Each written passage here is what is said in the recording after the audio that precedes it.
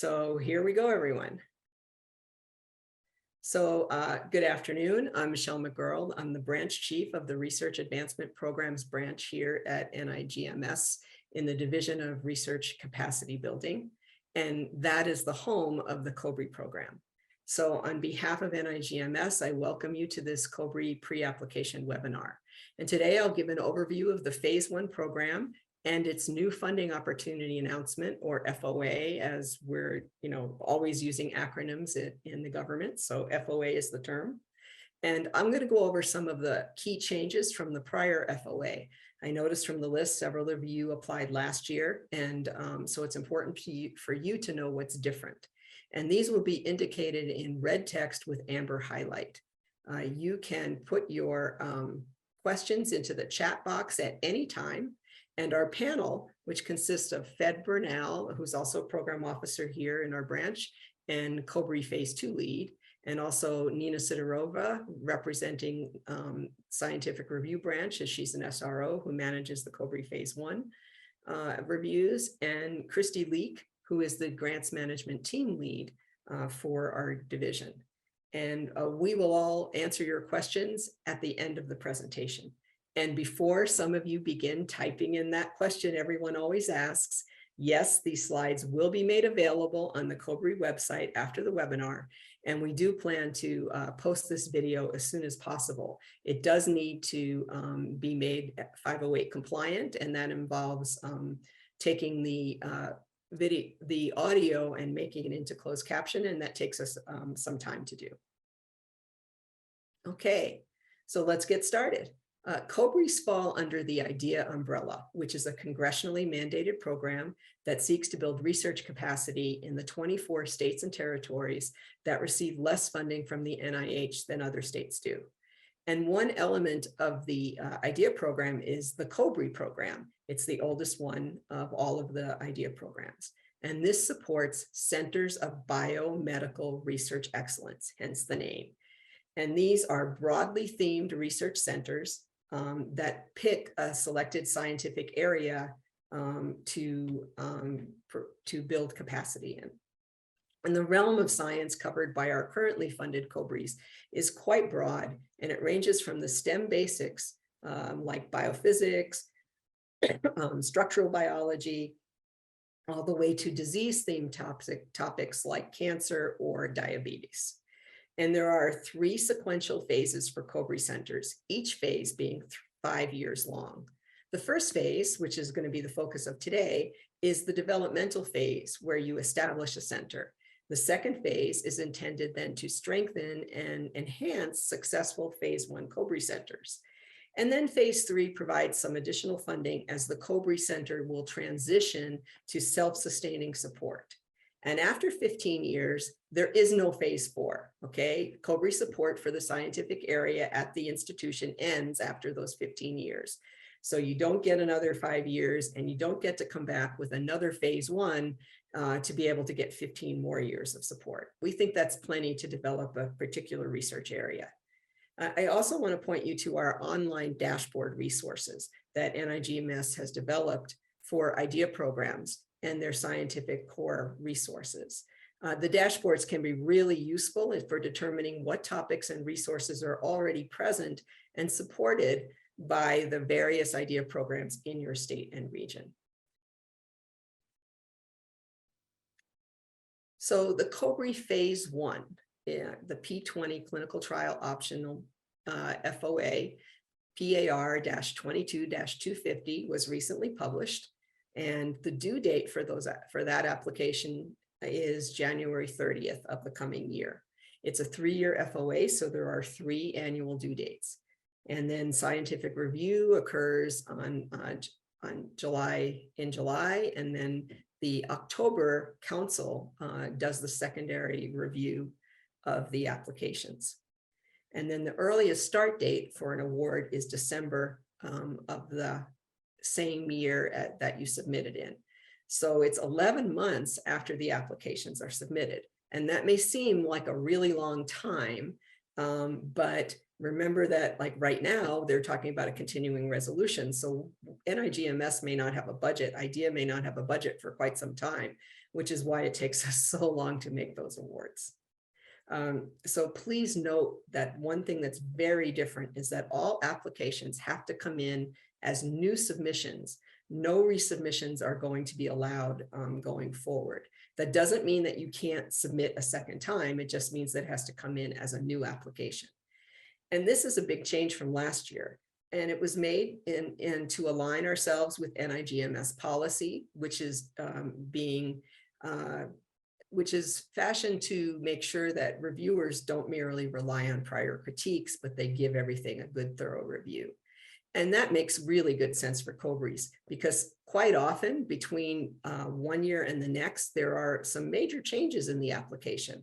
For example, there could be a change in PI, a change in research cores or their directors, and most often the research project leaders change because somebody's gotten funded in the year it's taken in between.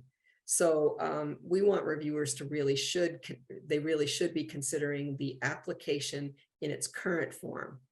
So that's why we've gone to only accepting new submissions for phase 1 COBRIs. And this means that for those of you who are submitting a second time, there cannot be any introduction sections in your application. So that's not allowed, and it'll get you tossed out and withdrawn. So please don't include any of those. But of course, we do expect that any prior reviews that someone has received will be useful in guiding the development and the crafting of a new application. Okay, so the goals of the phase 1 COBRI program are to build research capacity by first developing a critical mass of investigators in the chosen scientific area, and secondly, to improve research infrastructure needed for their success. So a key element of COBRI is the support for new investigators as research project leaders, or RPLs. I told you we have a lot of acronyms here, and that's just one of them. So for phase 1, RPLs are people who are already at the institution, but applications can also include future hires for later on. There's also an option to support investigators through pilot projects, which primarily should be used to identify future RPLs in phase 1. And for this reason, it's critical for the COBRI scientific area to align with the institution's strategic plan for future research growth, because they're expected to commit to helping keeping that pipeline of RPLs going for 2 phases, 10 years. And so they really need to be have institutional buy-in to make this all work. And so the goal of the research projects is simply to obtain preliminary data and provide the foundation for an RPL to publish their research and obtain their own independent research funding. In fact, this is the key measure of a successful COBRI phase 1 center. And so career development and scientific mentoring are going to play essential roles in RPL success, and they are therefore part of the application. Research cores are technically optional, but that's the primary way to improve institutional infrastructure at whoever's at the institution that's applying. And they're very common. And so these can be brand new cores, or they can be improvements on an existing facility. There's also an option to request up to $300,000 a year, or in year 1 only, one time only, for an alterations and renovations project. So here's some general advice for how to think about COBRIs. First, read the FOA. It is really important. I know it's really long. I wrote it, so I know it's really long, but we hope we have deleted most of the repetitive language in this version, and we hope it's clear for you. Secondly, remember that COBRIs are not training grants. They are intended for faculty level development and are not intended to support projects led by postdocs or to support training activities that are aimed at undergrads or grad students. I mean, that said, postdocs and students can receive salary support for work being done on a research or a pilot project, or even as staff, support staff for a research core, as long as they're qualified to be providing services to the research community and are not just being trained by the core. So what that means is that internship type programs, summer research experiences, and those kinds of activities are not supported by COBRIs. If you want those kinds of activities, you should contact the head of your INBRE program, because that's the IDEA mechanism that supports that. I also want to mention that COBRI is not a PO1. And by that, I mean, it doesn't support a group of researchers working on different aspects of a very narrowly defined research question. Instead, the science that it should be proposed should be quite broad. For example, the best way I know to define this is consider whether or not your COBRI scientific area can draw members from different departments, scientific disciplines, and areas of expertise. And if not, perhaps the COBRI theme is too narrowly focused. It's also not like a PO1 grant, because the PI of a COBRI cannot receive research support, and neither can members of the PI's research team. So a COBRI is absolutely, truly a service to the institution. And it's critical to communicate with the institutional leadership really well in advance to ensure that you have their buy-in from the start, since they often involve hiring new people and establishing cores that support a broad array of research. It really needs to be integrated into the leadership's larger plan for research capacity and research growth. And finally, in the words of one of our phase 3 COBRI PIs, if I knew then what I knew now, I would have negotiated for more institutional support for myself and my lab, because the time commitment required to lead a successful COBRI is substantial, and there's the need to remain research active at the same time and maintain your research grant support. So I just want to throw that out there as advice from somebody who's been in the trenches. We don't require a matching funds. I want to make that clear. But from the PI perspective, it's helpful to talk that over with your leadership. And finally, we really do encourage PIs to leverage and build on existing infrastructure and resources and facilities, that especially ones that have been supported by other INBRE programs, instead of creating smaller standalone facilities that only benefit a few researchers. So a guiding principle of the IDEA program is that it's meant to support research activities in all of the 24 states and jurisdictions.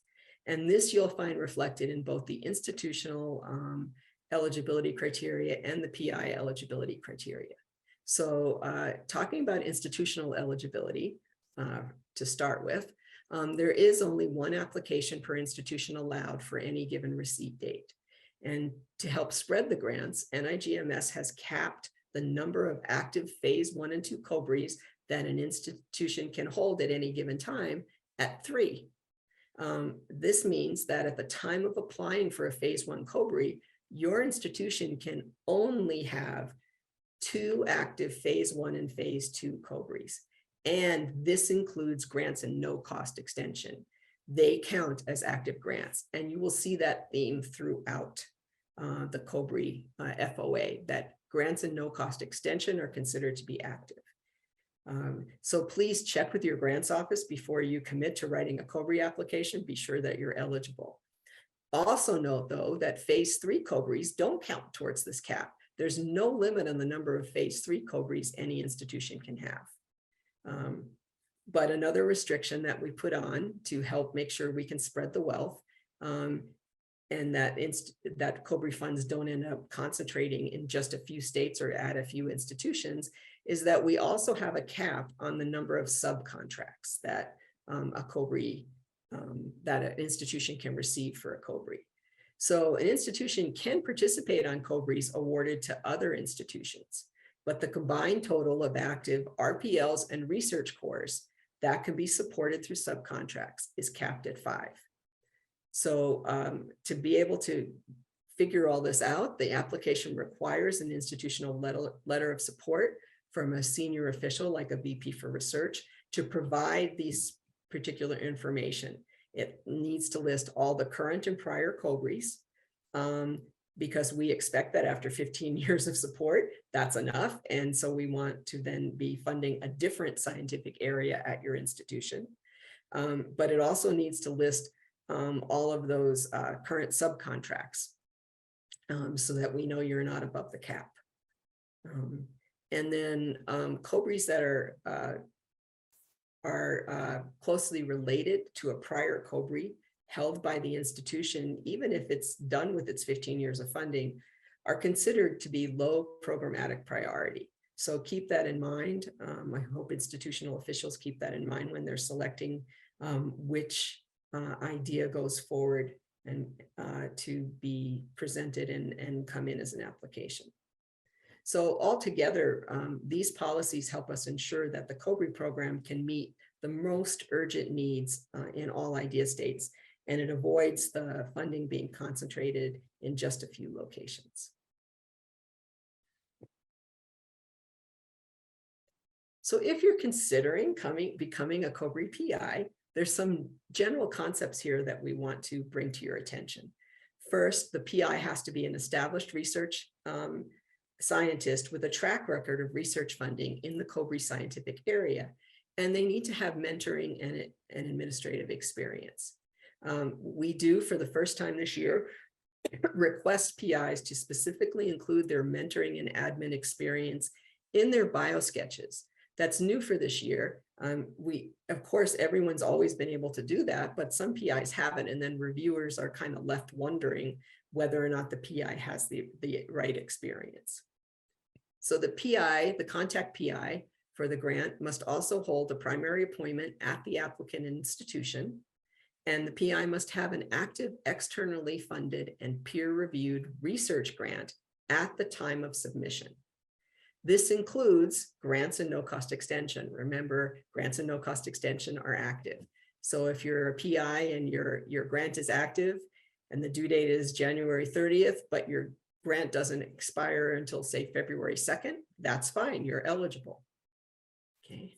Having another role like a co-investigator or a collaborator on a grant does not count as a qualifying grant. You have to be the PI of that grant. But keep in mind that reviewers are going to look at your overall track record of funding. So they're going to be mindful of your entire history. Okay. The qualifying grant does not have to be from the NIH. Any agency or foundation is appropriate as long as it shows that you are well qualified to lead the COBRI and that you have an active research grant. Please note that being the PI of training and resource grants like T32s or R25s is great evidence for mentoring and administrative skills, but none of those are considered a qualifying grant because those are resource grants and not research grants. So be very careful when you're looking at your eligibility criteria for being a PI. Okay. There's a required attachment for PIs, the current and pending support attachment, that details your active grants and those that are under consideration for funding. And if the COBRI gets submitted as a multi-PI or MPI grant, meaning there's more than one PI, every PI has to meet these qualifications. The difference here is that a non-contact PI's qualifying grant and primary appointment can be at a different institution, but they still have to have one and they still have to be eligible to lead. They just can't be the contact PI if they're not at the home institution. Okay, what about research project leaders? The eligibility for this has changed dramatically from all of our prior FOAs. So a COBRI application is required to propose 3 to 5 research projects, each with a different research project leader. And eligibility is determined at the time of submission, so not at the time of review. We look at what's there at the time of submission. So now the eligibility has changed to be that to be using NIH definitions of career stages, and we only use these definitions to determine eligibility. So it's much simpler than it was before. So RPLs must be either early stage investigators or new investigators as defined by the NIH. Meaning for an ESI, if you're within 10 years of completing your terminal degree or postgraduate clinical training, and doesn't include, those clinical training years are not included in the 10 years. And they can never have been the PI of a substantial NIH independent research award. And the best definition I can give you for that is R01 like.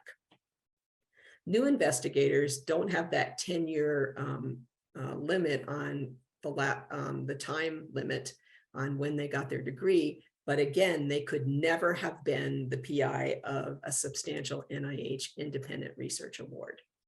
So how do you define that? So that's always the biggest question is, how do I know if I'm eligible or not? I had some NIH funding.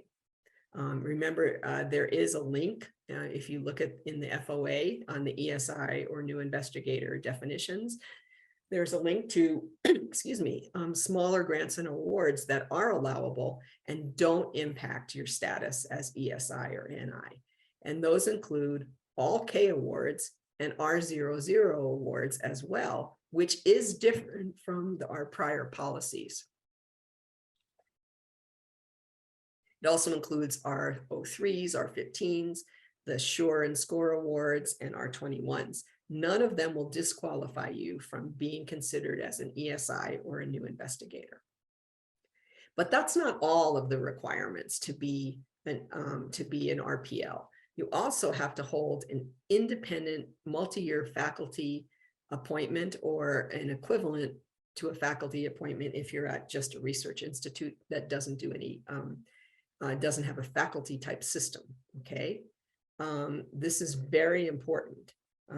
You have to be holding this multi-year position and be leading your own research program to qualify as an RPL. Because as we all know, a postdoc by any other name is still a postdoc and is not eligible. Also, since the goal of the COBRE is to build capacity at the applicant institution, more than half of the RPLs must be from that home institution, the applicant institution. And this ratio, more than half, needs to be maintained whenever replacement RPLs are selected. And, it's a little embarrassing for a bunch of scientists to have to do the math for you all, but evidently we've had problems with this in the past. So let me just make clear that more than half means 3 out of 4 RPLs, if there were 4 proposed, but not 2 out of 4, because that's 50%, and that is equal to half, not more than half. So more than half must have primary appointments at the applicant institution. Okay, now we're going to get into the meat of the actual application. And there are 3 required components and then 2 optional components. And one of the changes you'll see is that for research cores, one of the optional components, instead of 12 pages for each research core, we've shortened that to 6 pages. It seemed to be absolutely enough. We were rarely seeing people write 12 pages anyway, so it just made sense to make the change, make it easier for reviewers and make them focus on the most important facts. So the required components, the first one we're going to go over is the overall section. So this is where you describe your vision for the center, its scientific area, and why it's so important for your institution to have this particular theme for your COBRE Center. And you also want to describe the organization of the center and a management plan. The organizational structure, all of that needs to be connected. It's also true that the overall section is where you describe your plan for an advisory committee. Now, this has changed this year as well in this new FOA. It used to be that there was an internal advisory committee and an external advisory committee, and only the external one was required. But now we have one single combined advisory committee, which includes 3 external and senior scientific experts, and then 1 institutional official, senior institutional official from the home institution, the applicant institution, and then a senior faculty member appointed by that institutional official. And those 2, the internal candidates, the internal advisory committee members, should be identified in the application. but not the external and senior scientific experts. So those three should not be named. And there's a good reason for this. If you name them, if you contact them beforehand, they are now in conflict, and you might be eliminating some of the most enthusiastic potential reviewers from serving on your review panel. And so you don't want to do that. So please do not name anyone in the application who you think you may contact to be a scientific expert and be the external members. And new this year in the mentoring plan is that we want you to describe how the mentors will be trained in best practices for mentoring, and then how they will be evaluated for their effectiveness as mentors. Because if somebody is not doing a good job, that RPL is going to suffer, and we want to make sure that the mentors are really doing their jobs well. So please add that for your mentoring plan. And finally, I mentioned that you have to have a letter of institutional support from a senior official that lists the current and prior COBRIs and the number of subcontracts that you received for COBRIs to other institutions. But also this should describe your institutional research base and provide an institutional commitment to support the COBRI and maintain those resources for beyond the 5 years of grant support. It's very important to pay attention to the specific content in that letter, because it has changed. And if you don't have all the content right, your application may well be withdrawn, and you don't want that to happen. These just take too long to write. Okay, the next requirement is for an administrative core.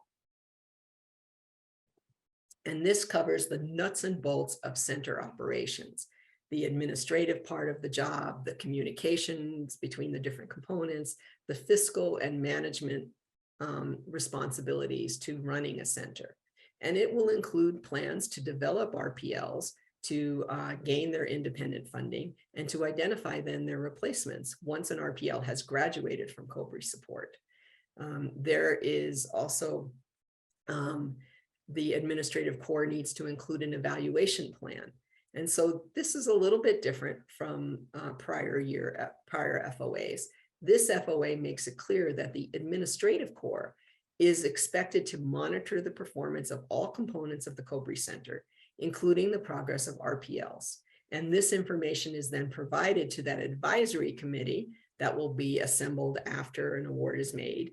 And that advisory committee will then provide feedback based on the report on ways to improve the center. So that's the evaluation plan. Now, pilot project program is optional. It's allowable to do this. It can begin anytime after the award is made.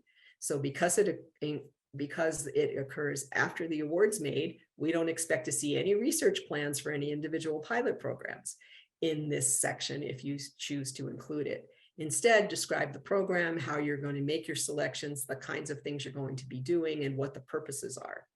Now, the primary goal, again, is to be a pipeline for identifying future research project leaders.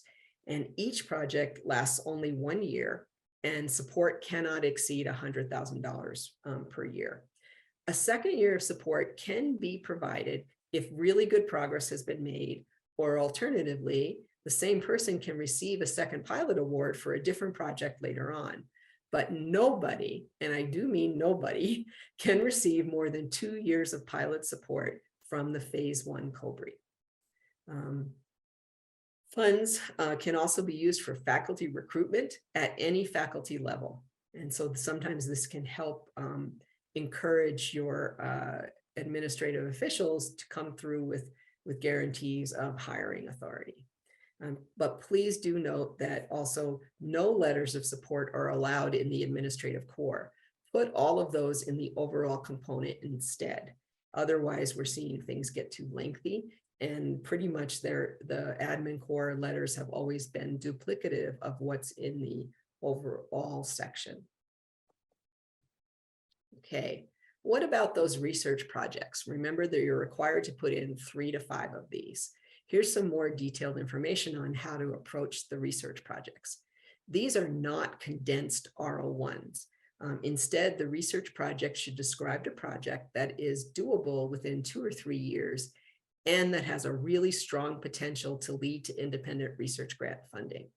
So you can describe a research question, say an early career assistant professor is interested in one particular research area, and they're going to describe maybe a smaller but significant part of a larger question that they can do within 2 or 3 years. They want to make sure they address existing knowledge and assess the quality of what's known about the project, about the topic. That needs to be included in the research strategy section. And then they should describe their approaches to address the key aims, the key goals. Also, it's important to describe how the COBRE support will advance the long-term goals of the RPL's research program. Because remember, that's the goal here, is to have that COBRE connection help the RPL to succeed. So mentor involvement in guidance of the research is going to be really important here. Now, preliminary data are very helpful, but they are not required. Reviewers are really savvy about this, and they're going to adjust their expectations for the career stage of the RPL. So for example, somebody who's a newly minted assistant professor who's just been on the job for 6 months is probably not going to be expected to provide much preliminary data. On the other hand, someone who's been coming in as a new investigator who's had 15 plus years of NSF funding, but is new to biomedical research, they may expect a tighter application and some preliminary data to show feasibility, okay? Reviewers will make those calls as they see them. Now, RPLs are going to be required, as always, to submit a research grant application in year 2, and hopefully they'll get funded by the end of year 3 and graduate from the COBRE funding. And these, along with publications, are key milestones and measures of both individual RPL success, as well as the success of a COBRE. So building the mentoring and evaluation components of the other components that I just mentioned around these milestones is really a good idea. So here's some advice for those research projects. Both the research projects and the research cores should describe how they interact and how they connect. As you'll hear later, not all reviewers are assigned to the entire application. So a reviewer may not make those connections between cores and projects unless they're explicitly stated in each of the components. And if the RPL is extending their scientific area into a new area for growth, that's great, but they may not have the expertise needed. And so if that's the case, be absolutely sure that there's appropriate guidance and mentoring in place. And in no place is this truer than for projects involving human subjects or clinical trials. It's very, very important. Finally, the personal statement of the RPL BioSketch is different in this application. We definitely want to see the RPL list all their current and prior research grant funding in the personal statement. So these would be grants for which the RPL has held as the PI, but also grants for which the RPL has had a different role is certainly allowable. Maybe they were a project leader, a collaborator, a co-investigator, or maybe they had a fellowship or a career development award. All of that information is helpful to reviewers when they're thinking about how likely it is that this RPL can move a project into independent grant funding. And finally, I want to make sure you all as PIs would understand that when choosing RPLs, try to avoid picking someone who's proposed or is about to be proposed to be an RPL on another COBRE. This raises red flags for us here in program about the distinctiveness of the scientific area with respect to others, and also about the commitment of the RPL to this particular COBRE's scientific theme. So also, as I will mention later on, nobody can receive simultaneous research support from different IDEA programs. So it's a non-starter to do this. But we do see this occasionally, and it muddies the waters for everyone.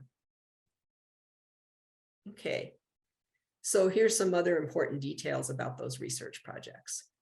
Each RPL is required to have an individualized letter of support from their home institution. This should come from the person who has the authority to make the commitment of resources to the RPL. And it should be very explicit about what that commitment of resources looks like in terms of career development and research support, which should be independent of the outcome of the COBRE award. So some examples of strong commitment are a startup package that was given to that RPL, an assignment of independent space, teaching relief, you name it. Letters are going to look different depending on the type of institution that's applying, and we understand that, but an individualized letter should be included in the RPL's application. Each RPL needs their own letter. And letters from the RPL's mentor also should be included in the individual RPL's component. And so finally, a word about the budget. So this is a little weird and it's a little hokey, and we know that, but this is the way it has to work, okay? The budget for each RPL needs to request 5 years of support for each RPL slot. And that is to ensure that there's money for the replacement RPL once an RPL succeeds and graduates off, that there can be money there to replace them. So an RPL's research plan, timeline, and budget should be for 2 to 3 years of total RPL support. And then the remaining years should just be designated as for replacement RPL with just the total dollar amount and no details at all about what's going to be needed, okay? And then make it clear in the RPL description, in the RPL component, that the research project will continue after year 3 with independent grant support, assuming everything goes as planned. And it's also a good idea to address this in the budget justification to make sure that reviewers see this in multiple places. We do our best to educate reviewers about this little weird thing where we expect RPLs to be supported for 3 years and then graduate from the program. But their budgets end up looking like 5-year budgets because they need to be replacements. But it's not a bad idea to make things very obvious for reviewers. Okay, now we get into the optional components, and research cores are technically optional. The cores are a great way to request infrastructure support for the scientific selected theme. And note that only 6 pages are allowed per core, used to be 12. Technically, research cores may not be required, but they're very common, and I think reviewers are used to seeing them. So reviewers will be looking carefully at the scientific expertise and the administrative credentials of the core directors to make sure they have the ability to run a good core, and they will also be looking at whether or not the cores are needed for the proposed research projects. So leveraging and expanding existing resources always encouraged, but duplication of existing resources is not. So you can include equipment that you need as part of the core budget, but it must be for the community of researchers in the COBRE and not just to benefit a single person or a lab. Be sure that there's a viable business plan for the core on how the core use will be prioritized, how fees will be structured, how access will be managed, etc. Now, the last component we'll talk about today is the optional alteration and renovations component. This is optional. It's limited to $300,000 in direct costs for the first year of the award only. And I encourage you to read the FOA requirements very carefully here. There's no F&A allowed, so think about what you're asking for specifically with that in mind. Provide line drawings, not blueprints, to show the feasibility and the general plans for the space. And as a reminder, this can't support brand new construction, including completing shell space. It can't support movable equipment and instrumentation that can move in and out of the core. And it can't support equipment that will be for teaching or non-research use. So one thing I really want to mention here is that for the upcoming submission, There are 2 notices of special interest, or NOSIs, planned that should be published within the next couple of weeks. The first is in the area of women's health, and the second is in data science. These were available to the prior notice of award, the prior FOA, and notice of award for the prior FOA, and they will again be reissued. And these NOSIs just indicate that some funding from the NIH Office of the Director, Dr. Tabak's office, will be made available to support a COBRI in each of these 2 themes. Now, all COBRI policies apply, so there's still only 1 application per institution allowed. You don't get an extra one if you're applying in this area. And rest assured that if an application to a NOSI is not selected for funding by the Office of the Director, it will receive full consideration for funding by NIGMS. And when the notices come out, please include the NOSI FOA number if you plan to apply through the NOSI on the application, so that it can be given full consideration for funding, co-funding with them. Okay, so you've written your application and you submit it to NIGMS, and what happens next? Well, the review process starts with administrative review. So the scientific review branch, SRB at NIGMS, that's the SROs, and the program officers in the programmatic side conduct administrative review, and they look to make sure everything's compliant. There isn't overstuffing. All the required attachments are there, and the ones that are not allowed aren't there, all of that good stuff. And also that the PI, the RPLs are all eligible, and the institution is eligible. And once that's determined, then it can go on to review. If not, those applications will be withdrawn prior to review. So to avoid your application from being withdrawn, please read and follow the instructions in the current FOA very carefully. It changes every year, so it's really important. The FOA is different. It's really important to read the new FOA. Try to apply a few days prior to the deadlines. That way you can look at your application, make sure that it says what you think it says, and that all the images and everything else have come across correctly, and that the page limits are appropriate. That way, if you have to make corrections, you have a few days to resubmit the application. Okay. I also want to mention that the most common issues that cause an application from being withdrawn are that the PI is not eligible, or there's an RPL that's not eligible because they're, say, a postdoc, or they're not at the institution. That's a big problem. That they're not at an idea state institution, or the research project has a co-investigator or a clinical trial site that is in a non-idea state or a foreign location.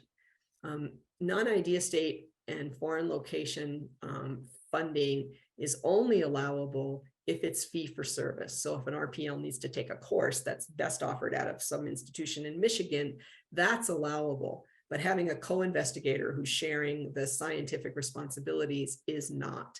So anything that's considered, kind of a research where the person's going to be actively doing the research, whether it's a clinical trial site or whatnot, is not allowed to be done outside of an idea state. That's just how the funding that we're given works, and we can't change that. So once an application has gone through and everybody's happy because the applications have met all the eligibility and the compliance checks, then they get divided among several special emphasis panels, or SEPs. The number of panels depends on the number of applications we get. And we do hold reviewer orientation meetings to try to get all the reviewers on the same page, and the same material is given out to all of the reviewers.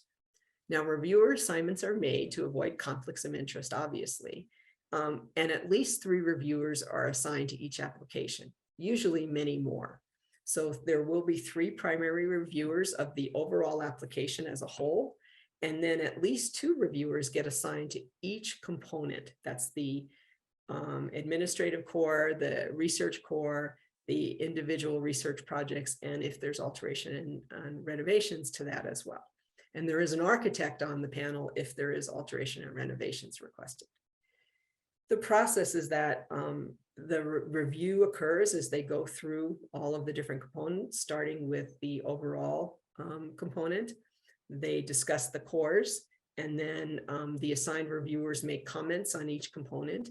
And then the panel discusses the overall application and the overall value of the application. And all panel members will vote on the overall center only, not on individual components.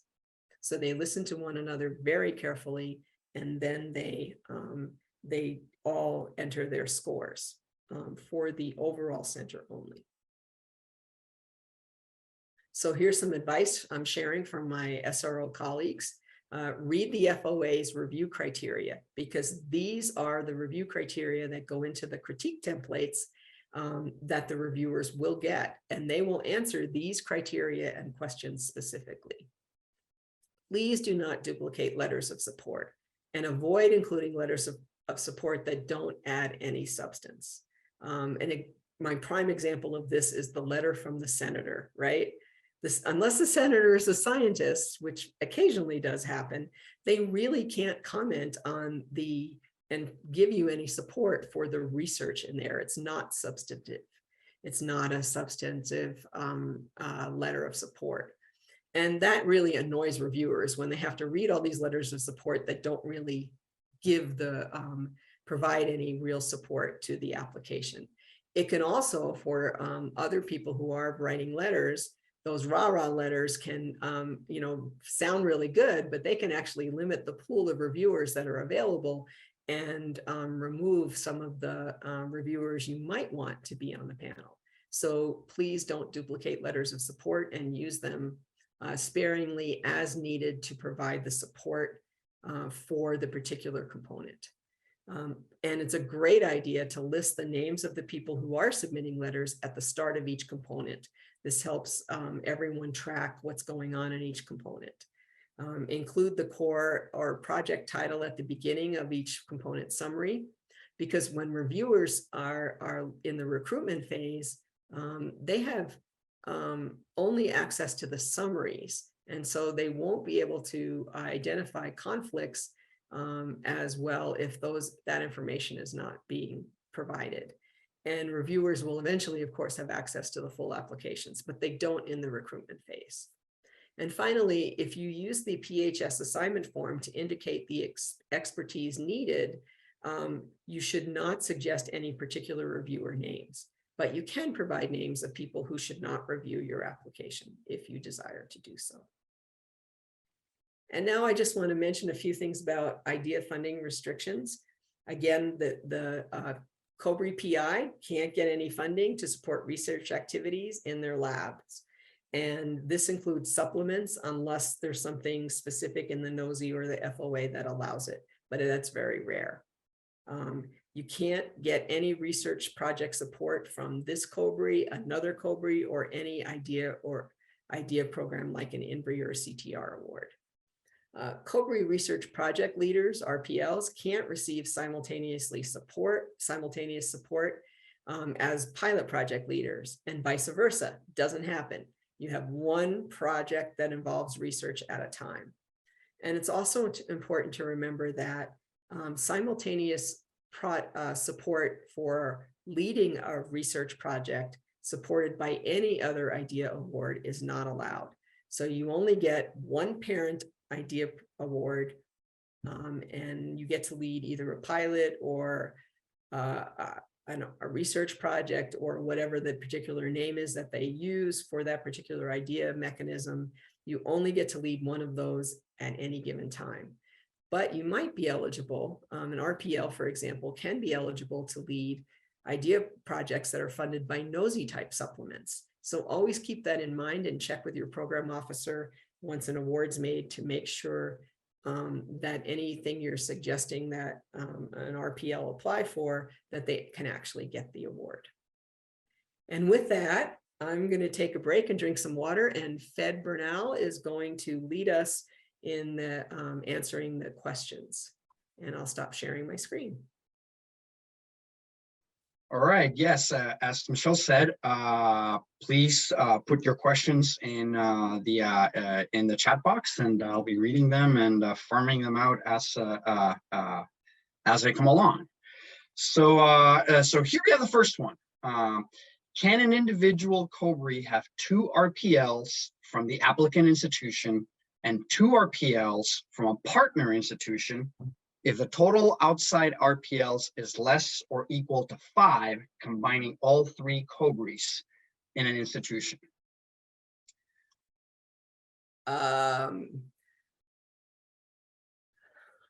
So I think it's 2 separate issues here. So first is the first is having the 4 RPLs total, 2 from the applicant institution, 2 from the outside. That's 50-50. That's not more than half. So that off the bat is not allowed if it's 2 and 2. Now, say if it were 3 and 1, as long as that 1 does not bring the other institution over the cap of 5 subcontracts, and that would be okay. There's a big difference between COBREs that are led by the home institution, right? And they can have, each COBRE can have up to 5 RPLs, right? And they just have to, for this FOA, they have to make sure that it's more than half at the home institution, at the applicant institution. And then that cap of 5 only applies to subcontracts from COBREs that are made to a different institution. So please read that. I think the FOA is clear. And if you have any questions, you can ask again. I do have a question, Fed, that got asked before that, but only to me. What is the nature of the review at council? What matters there? So in council, what we do is we put forward applications that we are considering funding. And the council members review to see if they have any questions or concerns that would prevent us from making an award. So all scored awards go to council. They review every summary statement. And for COBREs, if you've submitted before, these are very long summary statements. But they do look them over and they make sure that they don't see any problem should NIGMS want to make the award. And I did post on the chat box a really useful website a page put up by NIGMS that explains the role of council in the funding process at NIGMS. So I encourage you to look at it because it's actually very, very helpful to address these questions. Great, thanks. All right, the next one, are COBRE grants required to be scientifically thematic, or is a proposal with, for example, 2 biochemists and 2 social scientists studying unrelated topics acceptable for a COBRE? So you have to pick a scientific area for this, right? You can't have, data science and, let's see, well, data science kind of comes from everywhere. So that was probably a bad choice, but, biophysics cannot be the theme. And then you have a social scientist, unless the social scientist is asking a question about, physics. So there has to be a theme to a COBRE, okay? There has to be a scientific area selected. That said, it's not so narrow that people can't be working on very different aspects of that. So for example, somebody could be studying genetics and be a biochemist, and somebody else could be doing an epidemiology study. That could also tie into genetics. And so those are things that could be tied in and allowable. So there needs to be some tie-in to the general scientific area, but we don't expect it so narrowly focused that only the biochemistry department could apply, for example, or only the social scientists could apply. I hope that helps. All right. I got another question. I got a bunch of these that came directly to me. So, okay. So let me ask this one. Does the ESI get COVID time credit? This is an easy one to answer, which is the ESI has to apply for it. We don't get involved in that decision. And there are a bunch of different things that can extend your ESI eligibility time, and the person should be looking into that, but NIGMS has nothing to do with that. And there is information on the ESI page that tells you how to do that. So what about research faculty non-tenure track at a public school of medicine? How do they demonstrate multi-year support? I'll let you have that one while I drink some water. Well, the way the way this is assessed is by taking a look at what the institutional commitment is. That's why it becomes very important to have items that are tailored to research project leaders, so they actually show that that they're pretty much in it for the long haul, and that the institution is making a solid investment on this individual to do science, to establish a research program, to hopefully stay. So there, that's when it becomes very important that there's a demonstration of this, and the FOA details ways in which that can be demonstrated. Things such as a startup package, or individual lab space, or staffing. You know, like all the kinds of support that will be given to someone who is going to be a faculty member in the long haul. You think about it this way: if you're at a research institute that doesn't have quote unquote faculty lines, right? And say you just get your contract renewed every year, NIH needs some kind of assurance that you're going to be able to be there for multiple years to complete the project. We don't want to be funding you if you only have a year left on your appointment. So the commitment to fund that person for multiple years of support, and the commitment that the institution's making to help that researcher establish their ground game and their research careers is going to be really critical. And it's very difficult to imagine that happening without multi-year support. So this is something that the institution needs to commit to if they want to be part of a COBRE. Mm-hmm.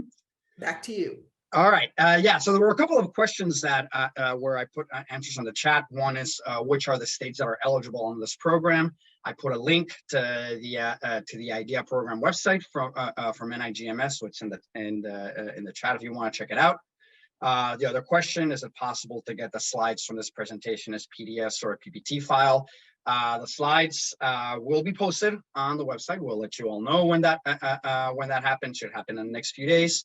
And also the recording of this webinar will also be posted on the website at a later date. We'll let you know when that takes place. All right, so the next question that we have here: with the January 2023 NIH data management and sharing policy, does each research project leader need to have this data management policy, or is it only necessary for the COBRE as a whole?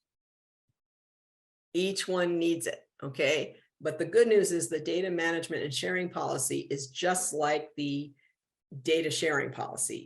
It's the same thing if you look at it. So the instructions are there. And so if you needed to include a data sharing policy in the past, you're going to need to include a data management and sharing policy for now. And that includes research project leaders and potentially the COBRE as a whole, depending on what's going on in the research cores. Sometimes even they have to have one, particularly if they're collecting large amounts of data for use by research project leaders. So the cores, it just depends on them, but definitely RPLs need it.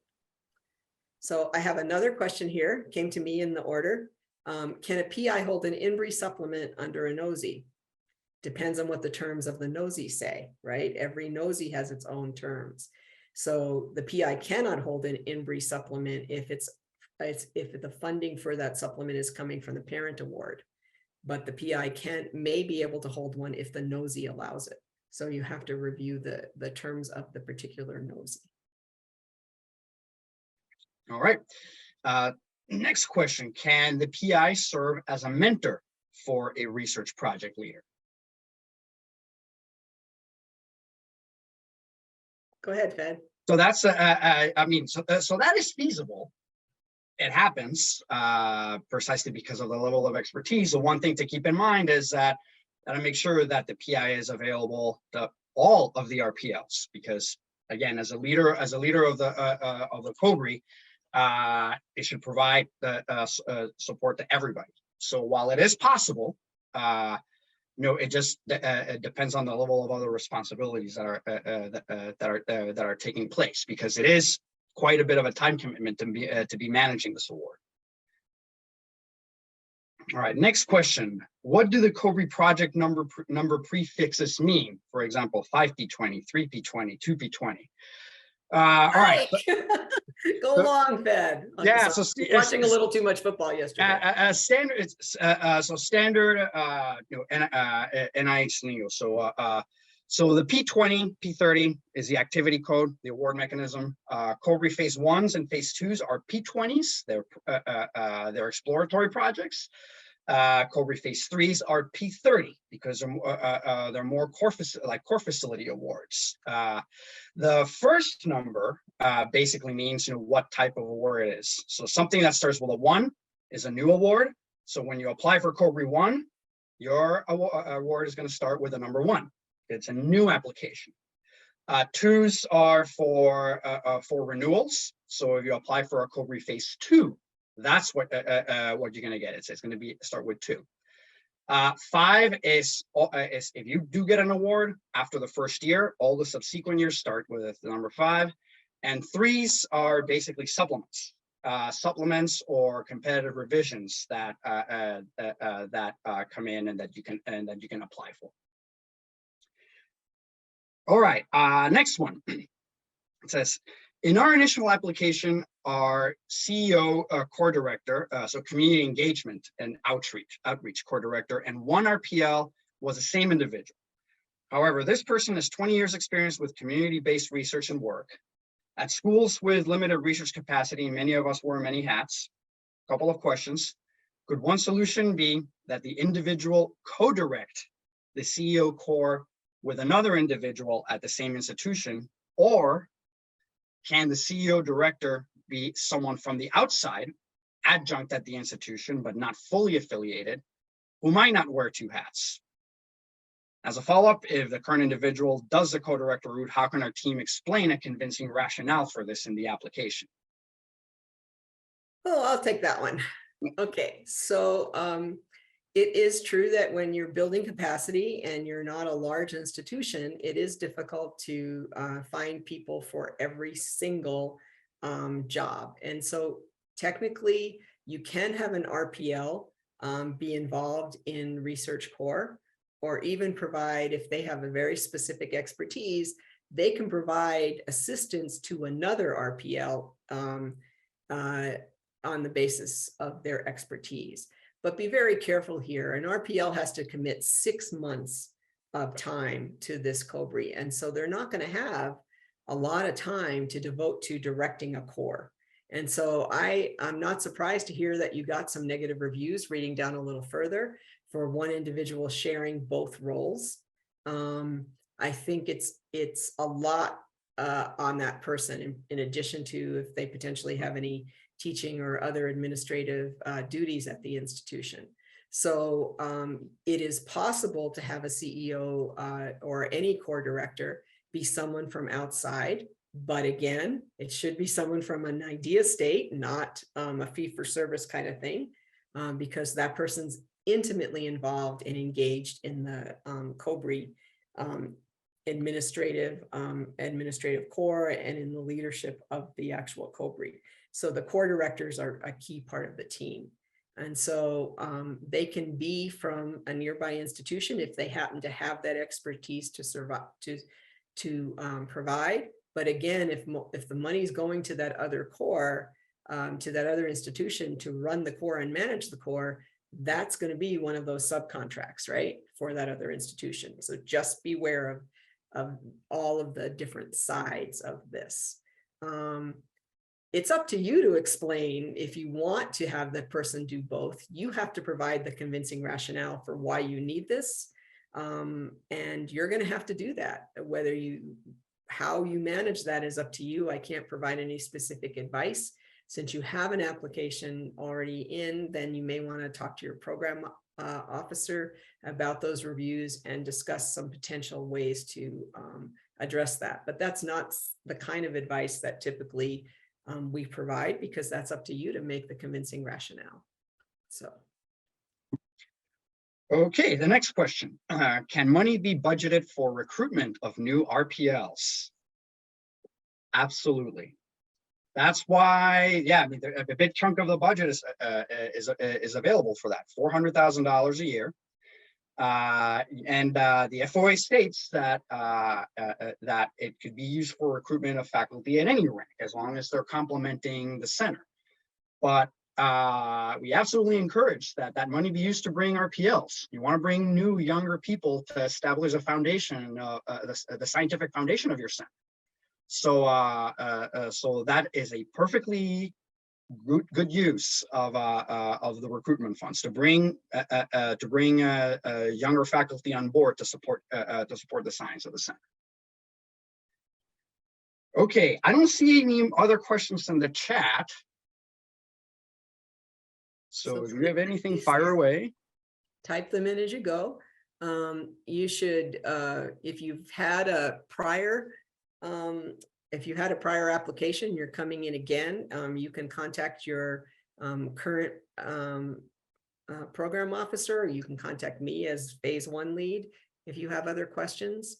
But if it's a brand new application, then the question should come to me as the phase 1 COBRE lead. One question came in. Actually, two. Here's the first one. If a proposal comes in with NIs, but no ESIs, is it going to be reviewed unfavorably? So I would say that depends. You know, they hold yes, you want a yes, no answer, and I can't give you one. And some of it has to do with the reason why they're all new investigators and not ESIs. So you want to avoid nominating kind of what we commonly call the deadwood at your applicant institution, the people who are hanging around and having that, you know, they've been around for 20 years and they've just never really done well on research funding. But for example, in data science, there are a lot of people who've been successful, but not necessarily involved in biomedical research. And maybe this is a great opportunity for them to expand into new investigator through new investigator status and start doing biomedical research. And so it's kind of field dependent. It's kind of dependent on the track record of those new investigators. It probably won't matter too much for review, but it is a programmatic priority for us, to all else being equal, to support applications that propose ESIs. So it's not an all negative thing. You can do both, and it's going to be dependent on the strength of the application, the reasons why you've selected a new investigator over an ESI, and the rationale that you make for that. Okay, the next one. If a PI holds an INBRE supplement in addition to other funding, can that be given up after a potential COBRE award? Yes, simultaneous funding means simultaneous at the same time. So someone can be a pilot project lead or have some INBRE supplement money and currently, and at the time of application, that's okay. They can give it up at the time of award, either if they're the PI or the RPL. That's completely doable. So it would happen at the time of award. You'd have to give up all other funding. Okay, any other questions?